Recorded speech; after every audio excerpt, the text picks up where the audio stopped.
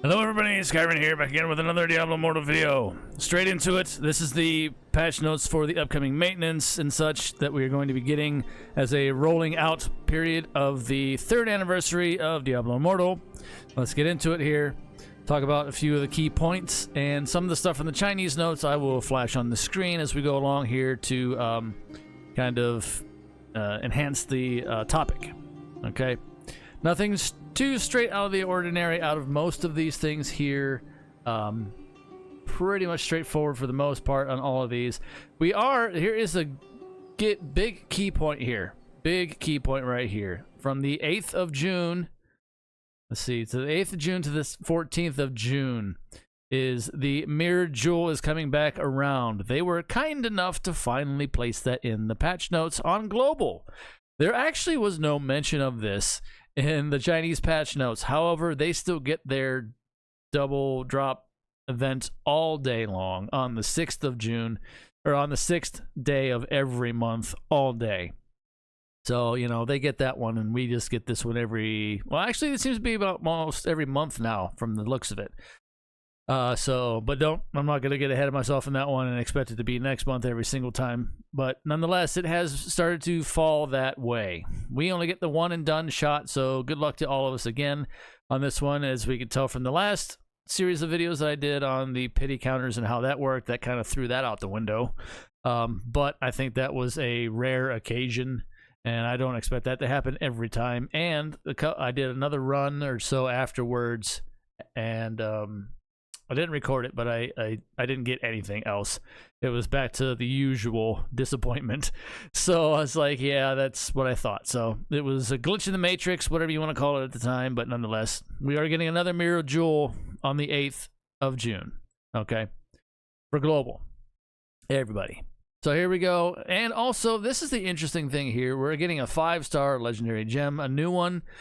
This is all we know on both sets of notes. This is all we got. They'll probably roll out something a little bit when it gets closer, because this one we won't be able to pick up a copy of until June 19th. So that's the middle of the month. They'll probably roll out another set of patch notes prior to it, or leaks, of course, as they will run rampant all over the internet. So look out for those if you want. But I much rather prefer something a little bit more concrete, and I usually like to put out something when we get the official notes on any of this stuff.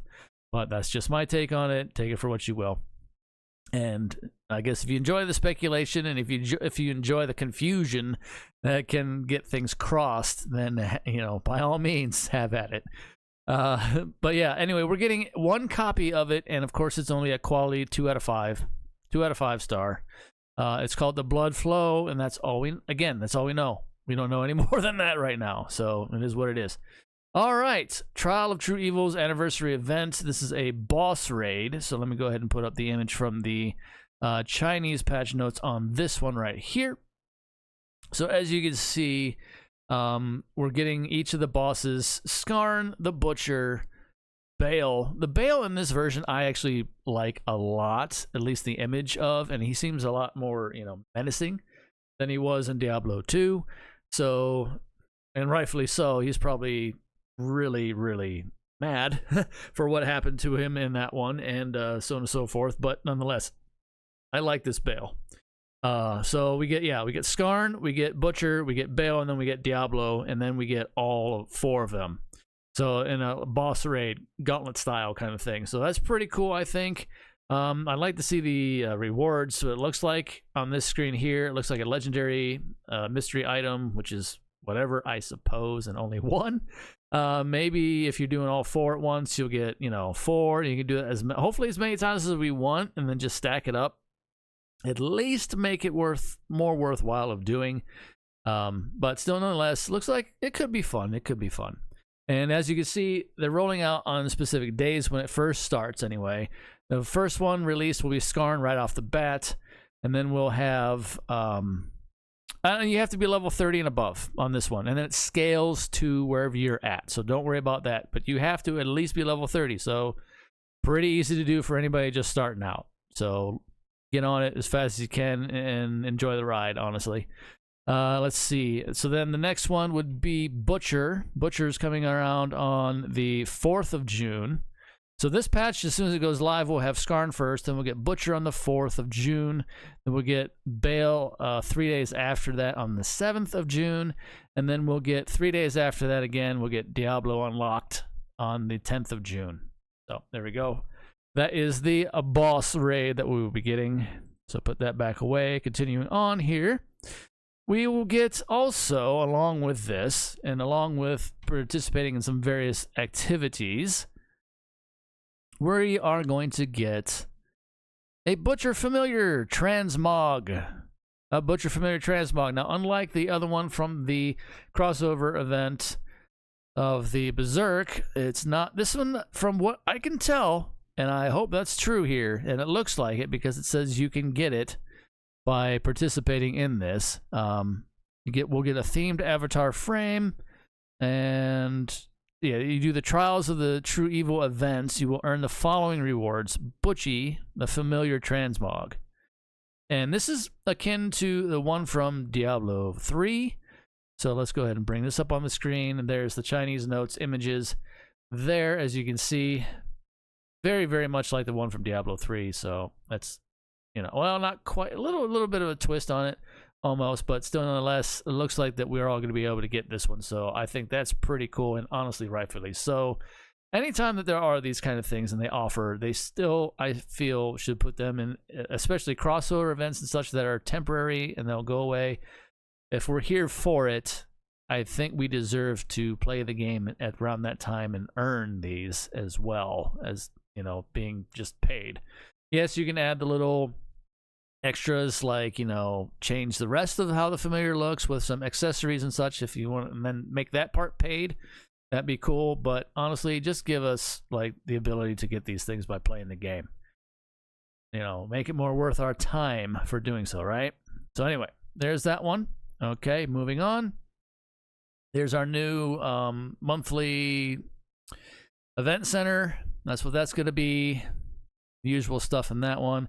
Set gear reforging for a limited time. So this one is going on from the 1st as soon as this update goes through. Well, actually, no, not as soon as this update goes through, because we're getting it very, very soon. This is going to happen before or after that. But anyway, June 1st through the 19th. June 1st through the 19th, we are getting a set piece reforge system event. It's an event because it's only around for half the month, but still.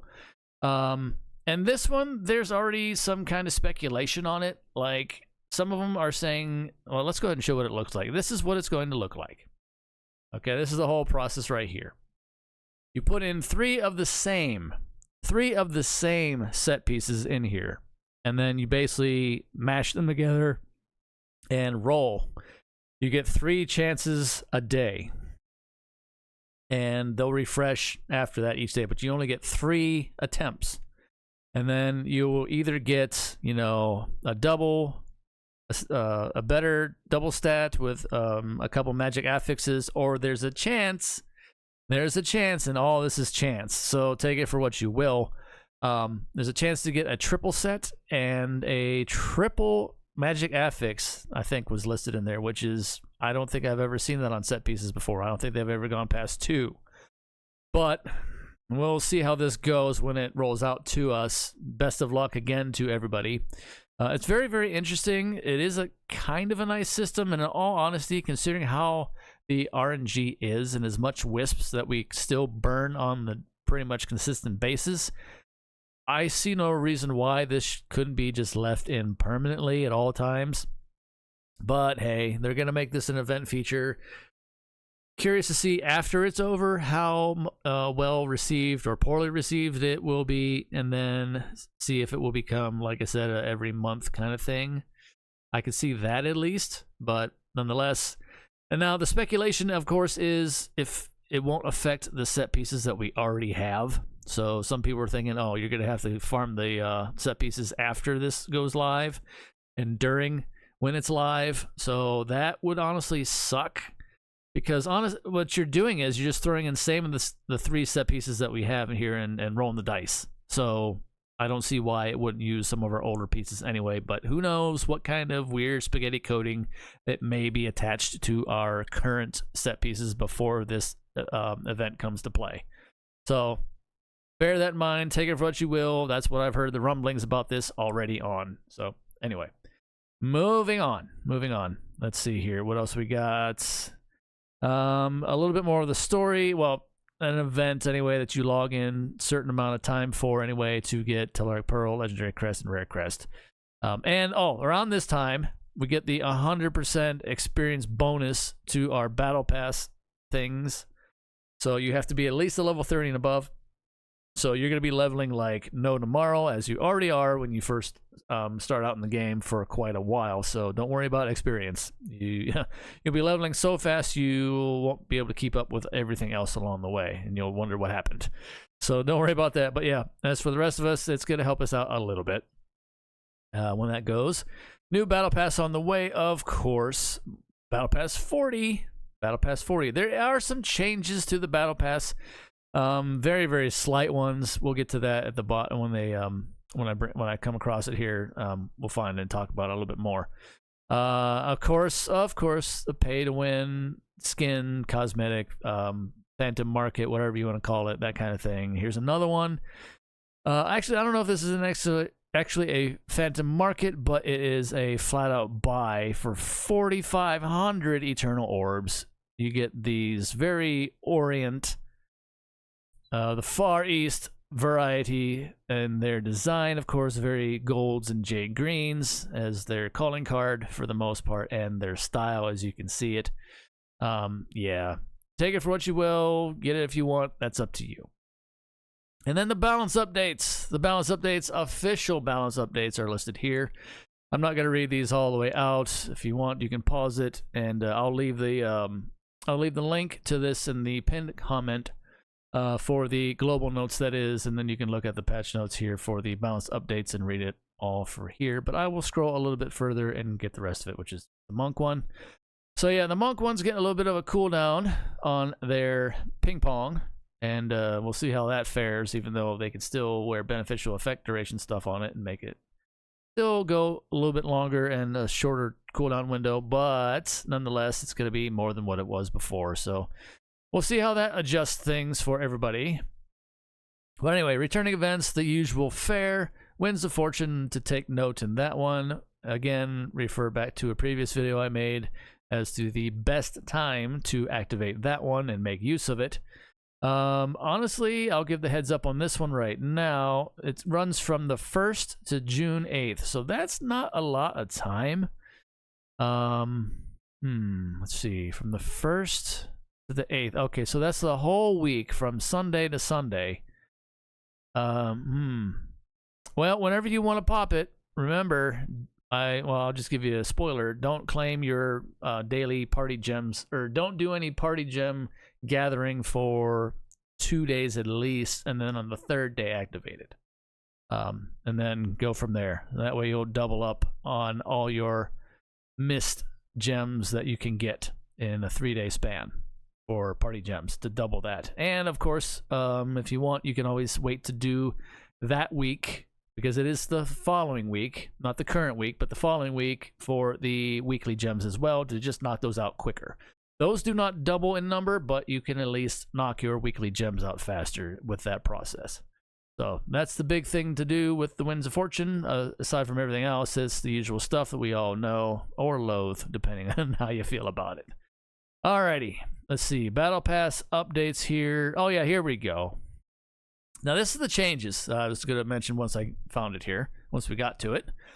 Standard Battle Pass at rank 40, you can now choose between a 2-star Legendary Gem Selection Chest and a Telluric Pearl. Before it was Grim Rhythm and Fervent Fang, or the 2 Telluric Pearls. But now you can select it on the Standard in any 2-star. The Fervent Fang and the Grim Rhythm are still in there, obviously.